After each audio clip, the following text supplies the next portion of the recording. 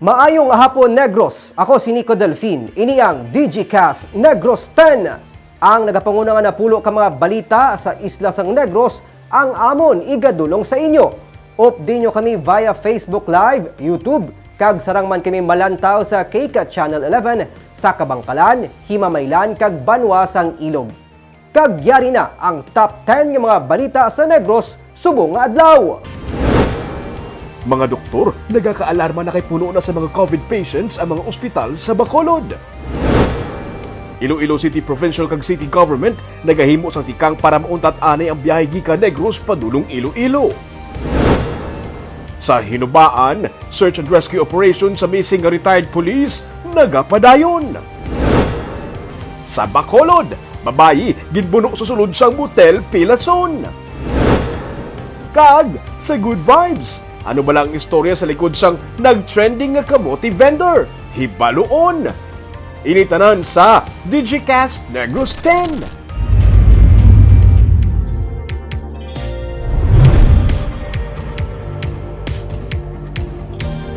Sa number 10, dumot ginapatihan motibo sa pagpaniro sa mag-amay kag sila kaupod nga caretaker sang kampo sa Banwa sang Moises Padilla. Suspect ginaligar na kaaway sang amay nga biktima.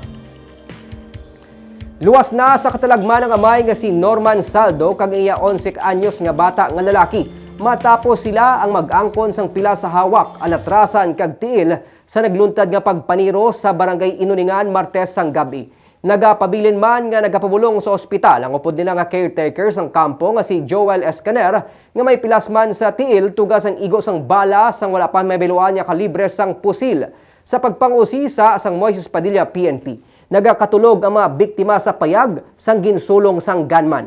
Suspect sa pagpangluthang ang wala anay giningadlan nga lalaki nga nakaaway ni Saldo antes pa man natabo ang pagpaniro. Nagapati si Police Major Randy Babor, hepe sa Moises Padilla PNP, nga dumot ang rason sa nagluntad nga krimen.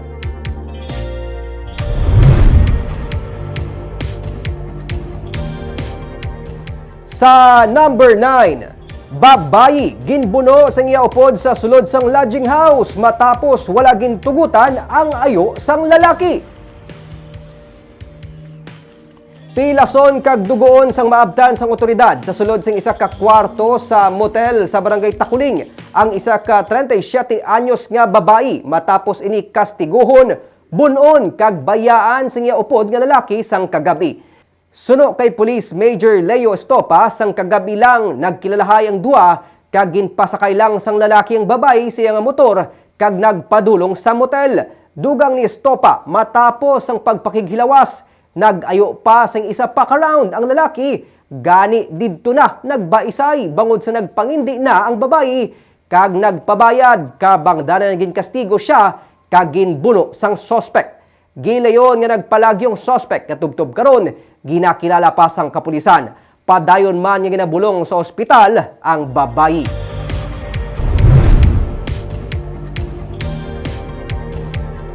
Sa number 8, PNP hindi pa mapatuod kung bala illegal nga droga ang motibo sa pagpatay sa duha ka persona sa Barangay 2 bisan pa may nakuha nga shabu sa salakyan.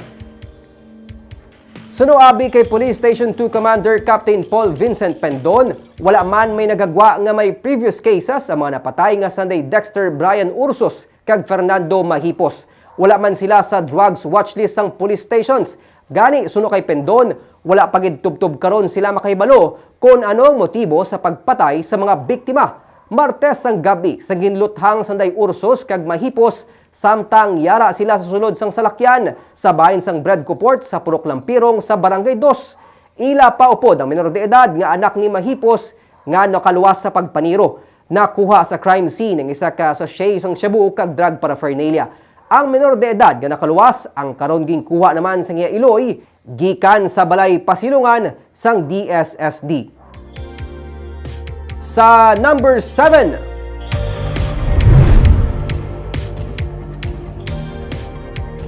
isa sa mga pagpanghangkat nga ginaatubang sang Emergency Operation Center sang Bacolod amo nga may indi luyag magpaidalam sa swab test. Ini sila mga close contact kunyad tong may mga ginabatsyag pero wala nagapabutsyag sang matuod nila nga kahimtangan. Isa sa mga rason nga nakitaan amo ang hindi mga natugdan gusto magpaidalom sa quarantine. Suno kay Dr. Chris Sorongon sa bahin sang syudad, ini sila ang ginabalikan kag ginakumbinse. Ginapahangop ang mga importansya sang contact tracing kag pagpatod kung nagpositibo sa virus para malikawan pa aton sa iban. Pero kung magpabalibad pagid suno kay Sorongon, ini ang igapablatter kag iga-refer na sa City Legal Office para sa nagakaigo nga aksyon, ilabi na nga ang pagpamalibad sa pagpaswab, paglapas sa public health protocol. Hindi tagit sila makumbinse, ang next natin nga obrahon, ipablatter, tagin na sila sa police, and then we will refer it to our City Legal Office for appropriate legal action. Kaya ang refusal is in violation with the Public Act 11332. No? Kaya kilanlan na iya na we are in a pandemic and COVID is a contagious disease. So we really have to abide with the protocol.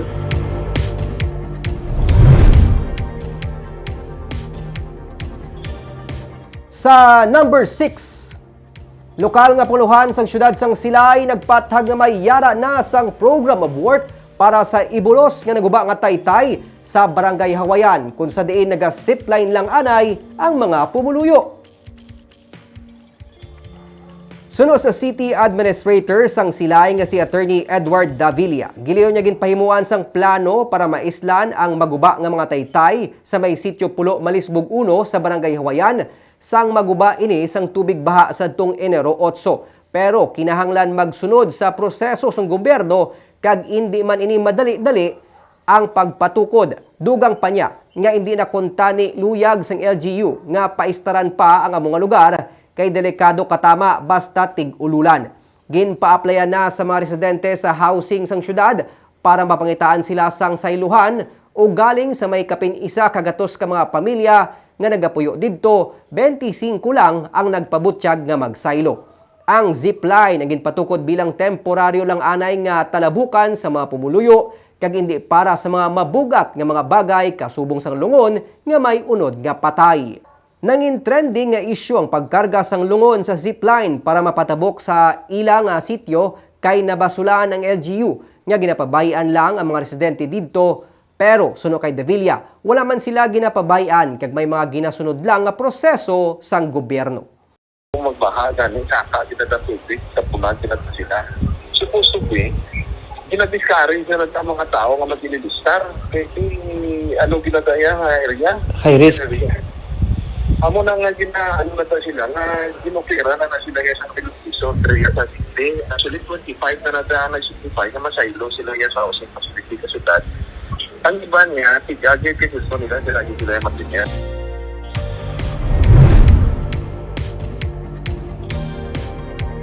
Sa number 5, padayon ang pagpangita sang Coast Guard sang rescue team sang hinubaan sa retired police nga naanod sakay siya nga pick-up bangod sang tubig baha. Suno kay hinubaan Mayor Ernesto Estrao, as of press time ang search and rescue operation ang nagapadayon para kay retired police Daki Dakuskus. Kahapon na rescue iyang asawa nga iya kaupod sa pickup sang magtabok sila sa highway sa Barangay Buluangan. Suno sa mayor, nagdumdum ang rescue team nga ang isa ka lalaki nga ila na rescue kahapon amo na si Dakuskus. Pero amo gali iyadto ang mananagat nga ginkilala nga si Edmond Villarus nga naanod man sa tubig baha. Sa 7 nga ginreport nga missing bangod sang Bagyo Dante sa hinubaan si Daki Dakuskus na lamang ang padayon niya ginapangita suno sa alkalde. Dira man sa nanudan ni Mr. Mrs. Dakuskus, amo man tong baha ang nakuan kayang balay panid mo narastupan man sang kuan mo. Nabahaan idon dawgin balik ya gurong balayak.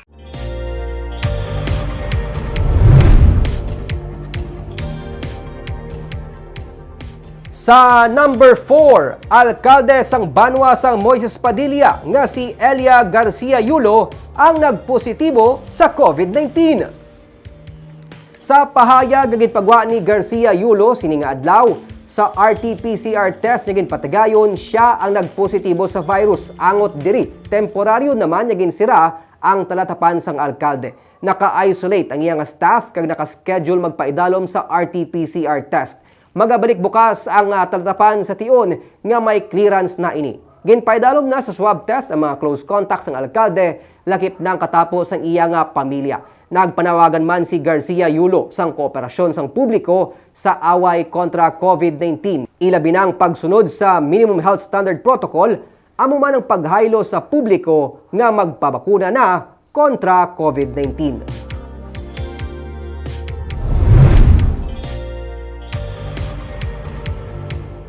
Sa number 3, Negros Oriental Governor nagpagwasang bag-ong executive order agud balikawan ang padanya pagsaka sang kaso sang COVID-19 sa probinsya.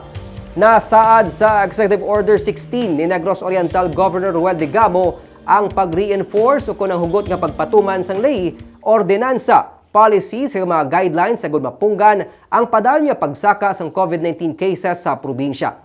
Nagdangat na sa 1,315 ang active cases sa Negros Oriental matapos madugangan naman kahapon sang 138 ka bago nga kaso. Sa EO, hugot nga pagpatuman sa mga health protocols ang tutukan sang kada barangay, LGU pati na sang law enforcement agencies agud masiguro nga nagasunod sa pagsulundan ang mga pumuluyo. Magapatuman man sang granular lockdown ang Negros Oriental kag magabutang sang border control points. I-regulate man sa probinsya ang mass gatherings sa hindi pagtugutan ang mga non-essential activities. Samtang padayon man ang pagsaka sang kaso sang COVID-19 sa Negros Occidental kag Bacolod City. 1,446 ang active cases sa Negros Occidental matapos madugangan sang 68 ka mga dugang kaso kahapon. Ang Bacolod City ang may 1,270 active cases naman. Lakip na diri ang 97 ka mga bago nga kaso kahapon sa syudad. Sa number 2,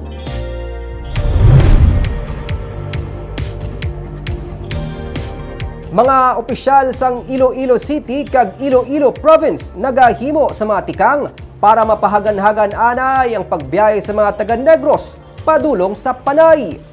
Sanday Iloilo Governor Arthur Defensor kag Iloilo City Mayor Jerry Treñas ang nag-request sa Regional Interagency Task Force para i-extend ang suspension sang biyahe gikan Negros padulong Iloilo kag vice versa tubtob Hunyo 15. Suno kay Treñas, samtang ginahulat ang desisyon sang RIATF, may mga tikang na sila nga ginahimo para mapahagan-hagan ang pagdamo sang kaso sang COVID-19. Dugang pa niya, bangod na paidalom pa sila sa Modified Enhanced Community Quarantine, nag-issue sila sang quarantine pass sa mga pumuluyo para limitahan ang ilang mga giho. Ang mga madakpan nga nagabiyahe nga wala sang travel pass ang i-detain. Samtang hindi man anay pagtugutan ni Defensor ang non-essential travel gikan sa Negros Occidental padulong Iloilo sumugod Hunyo 4. Mga APUR, OFW kag returning residents lang ang tugutan nga makasulod sa probinsya sang Iloilo. Nagbalik naman sang kahapon ang biyahe sa mga barko gikan Negros padulong Iloilo kag vice versa. Suno sa Coast Guard, wala pa sang mando gikan sa RIATF nga pauntaton ang biyahe. Kag sa numero 1 nga balita subong nga adlaw.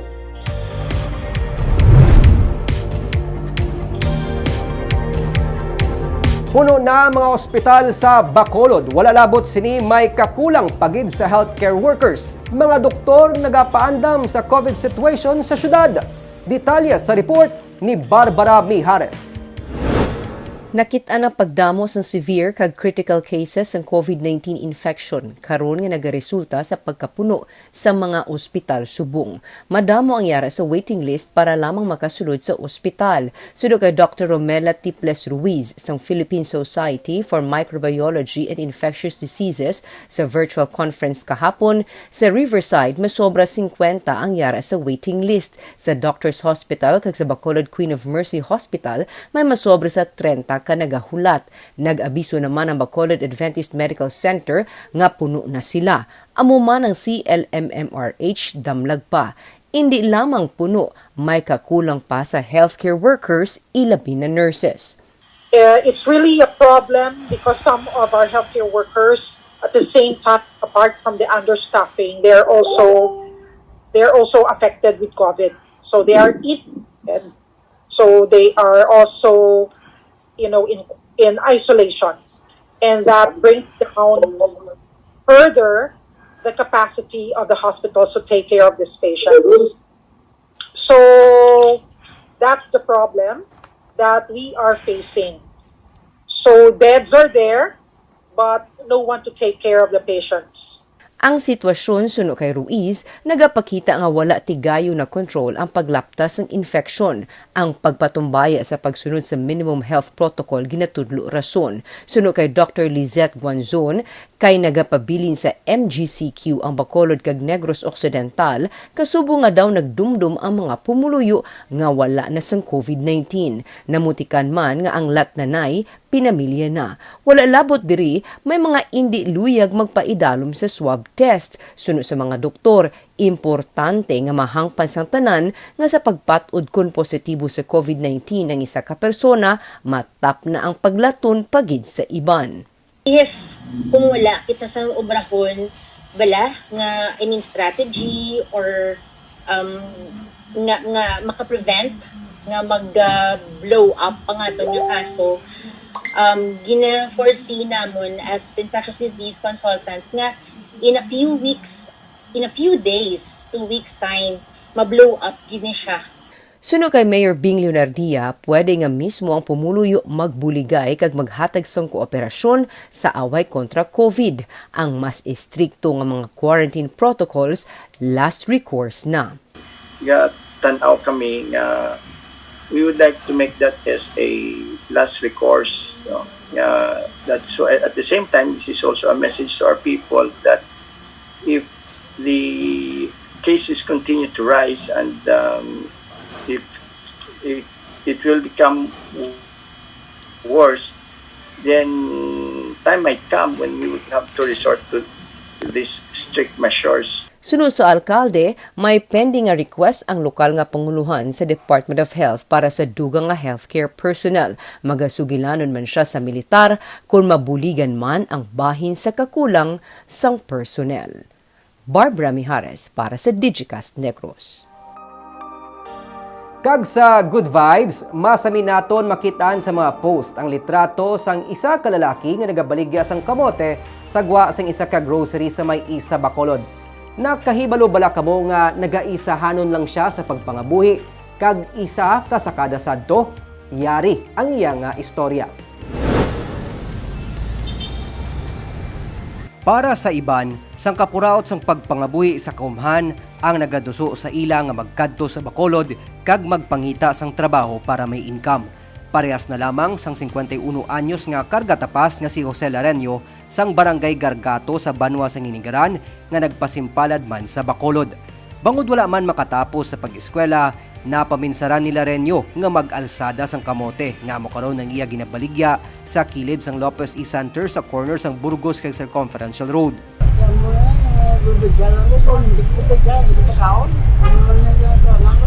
Masami, nagagwa sa social media ang iya litrato kay may mga netizens nga naluoy sang iya kahintangan. Sa 20 kaputos nga kamote nga iya mabaligya, maka-income si Lareño sang 800 pesos nga mo naman ang iya ginapaigo-igo sa 600 pesos nga arkila sa ginatinran nga boarding house kag kalananon sa matag adlaw. 4 na katuig nga ginaantos ni Lareño ang ulan kag init sa sidewalk. Bangod wala man sang kaupod sa pagpangabuhi, nagdesisyon siya nga diri na sa Bacolod magpuyo. Pero sa nagsugod ang pandemic sa nagligad na tuig, daw haluson na siya makabaligya sa 2 kaputos ang kamote nga iya ginabaligya sa tag 100 pesos. Wala naman abi sa may nagaginuha sang istrikto pa ang quarantine protocols.